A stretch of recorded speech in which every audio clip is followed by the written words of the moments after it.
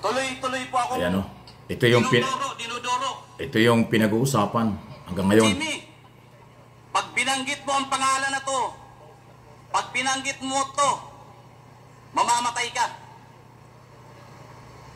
Ayan o. Lalo na kung makarating ka sa Pasay City Jail. Hindi tatagal ang buhay mo. Yan. Your words, Your Honor, sinabay niya pa pati anak ko. Yan. Alam namin kung nasaan yung anak mo. Sa Makati. Madali kidnapin yan. Grabe ano. Your Honors, alam niyo po ba kung sino yung mga tao na ayaw niyang ipabanggit? Na halos doon pa lang gusto na ako si Pain bugbugin. Si Pulong, si Mans, si Michael Yang. I wish to express my intent to be part of the investigation. Kaya ko pinakikita yan doon sa inyo, na although na nakita na ng marami yan, para lang ma-recall nyo. Yan ang dahilan.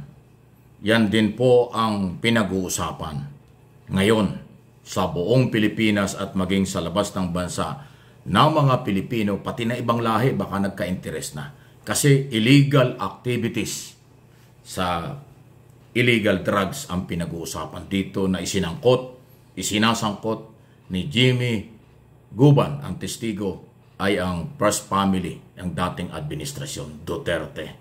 Pulong, Duterte at Carpio. Magbayaw yun dahil asawa yun, si Carpio ng Vice President Sara Duterte sa smuggling ng drugs.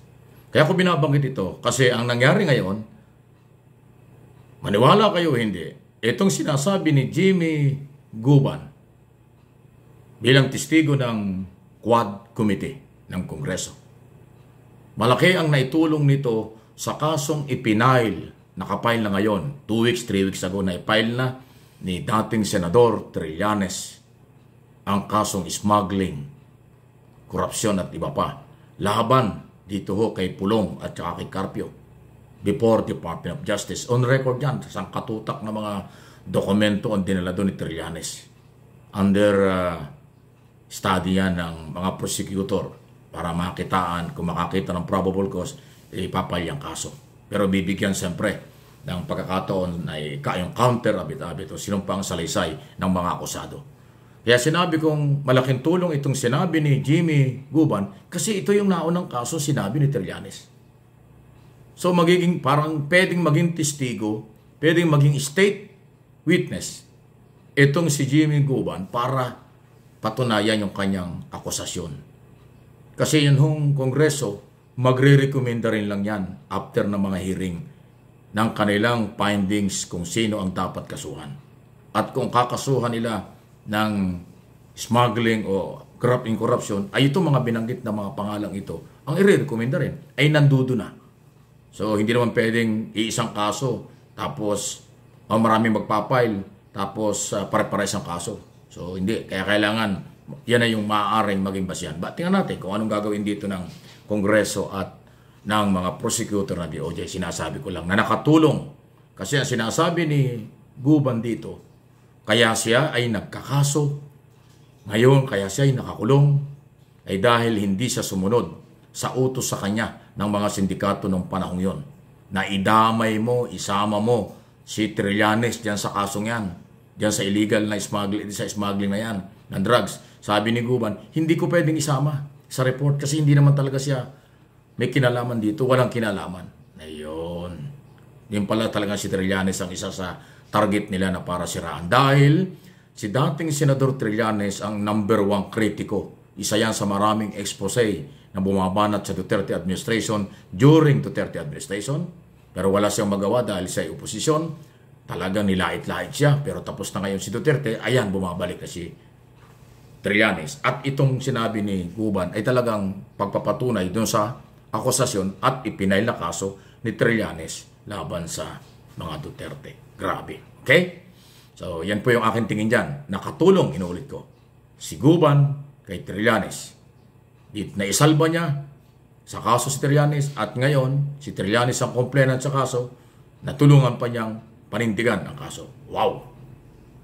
Isu pa rin ni Guban dahil kontrobersyal si Jimmy, na dating customs official, Customs Intelligence Investigation Service.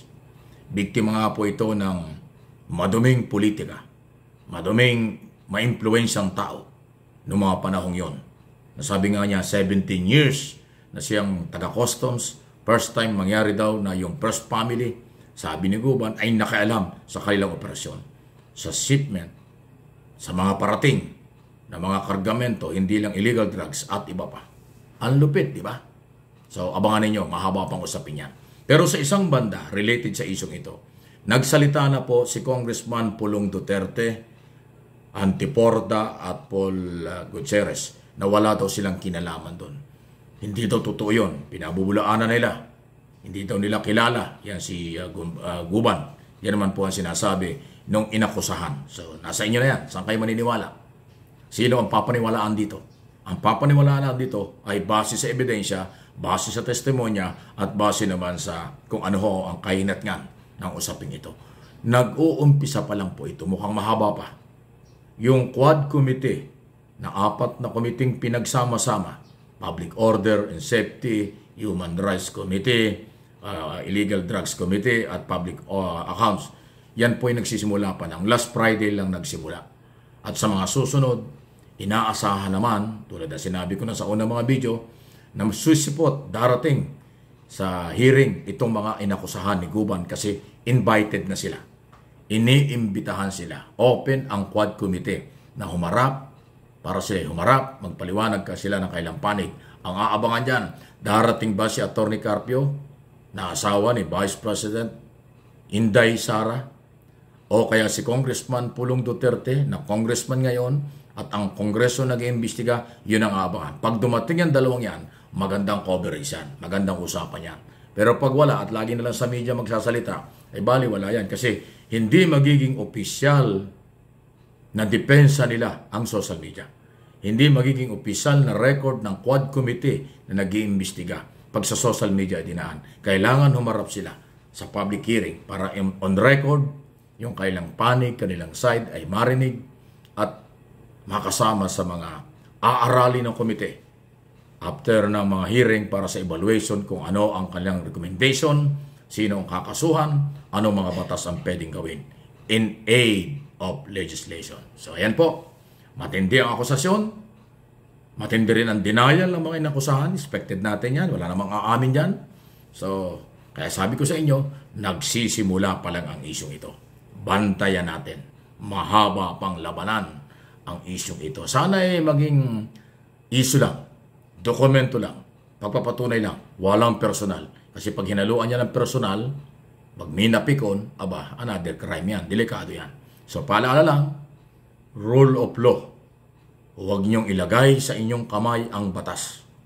Pairali ng batas, due process, human rights violation, pangalagaan, huwag na huwag ilagay sa kamay ang batas dahil bawal na bawal yun. Any comment, reaction sa ating mga nanonood, malaya po kayo. Paki-like lang po ng ating mga video. Please, para kung makarating sa iba yung ating mga pinag-uusapan for information only. Wala hong personalan, trabaho lang ito. Makarating lang sa taong bayan, dito at sa abroad, ang mga totoong nangyayari sa ating bayan. Yan lang po ang may tutulong at aking paninindigan ng inyong lingkod at ang aking mga channel, Mike Abi Opinions at MA Pinoy TV. Okay?